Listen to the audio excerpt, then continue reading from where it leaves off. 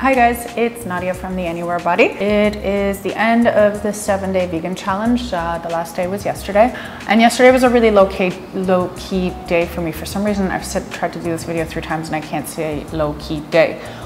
So I didn't actually even really end up eating much. I ate a salad, which was like whatever, and ended up sleeping a lot.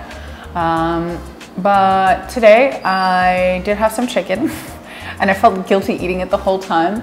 I did not feel bad, I didn't feel sick, I didn't feel anything of that nature, just a little bit guilty. And I went and got some groceries to kind of start, obviously, you know, continuing my diet in a less stringent way. So ultimately what came of this vegan thing and what I think I've decided is that I would like to go fully vegan at some point. I'm going to work towards it. I think the vegetarian route is better for me at the moment because I realized that the second I am put under restrictions that are, you know, like it's like a rule sort of thing, I don't respond well to it. I start to feel caged in, I start to feel like if I need to eat something or if I feel like my body wants something specifically, I can't listen to what my body's telling me because I'm fenced in by certain rules. It kind of made me think about the greater picture as well because, you know, it was kind of cool doing this vegan thing for a while and, you know, getting a really great response on Instagram and Facebook and all that kind of thing. And you can tell that, you know, there's a lot of vegans out there, a lot of vegetarians that support this lifestyle. And it creates this this family, like you want to say that I eat vegan because now you're part of a greater whole.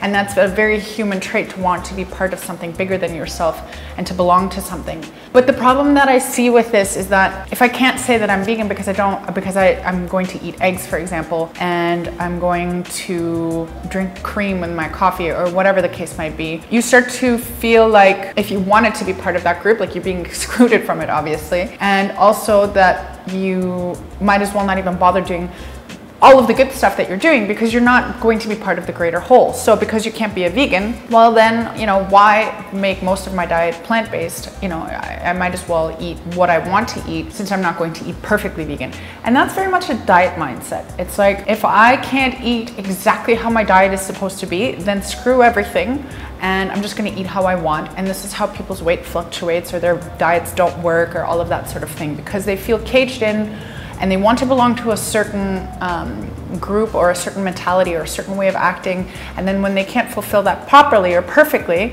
then they say, forget about it and move on and go back to their old habits completely.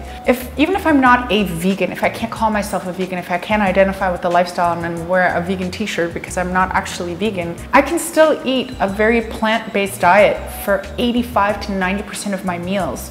Maybe even have whole weeks at a time where I'm still only eating vegan. But at the times when my body calls for it or a situation presents itself where I don't have another option, I may eat an animal product, I may eat meat and all of those sorts of things. And that doesn't negate any of the benefits that I've already gained from, you know, making the changes. And when I say benefits, I mean, you know, the way I feel about veganism and why I think that eating animals is something that I want to avoid, etc., etc. As well as some of the physical benefits. I did notice that my digestion got a little bit better because I was eating very, very light. I was eating a lot of light greens. I was cooking some of the vegetables to make sure that my digestion didn't suffer. It's a big thing for me, my digestion. I always have to work on it.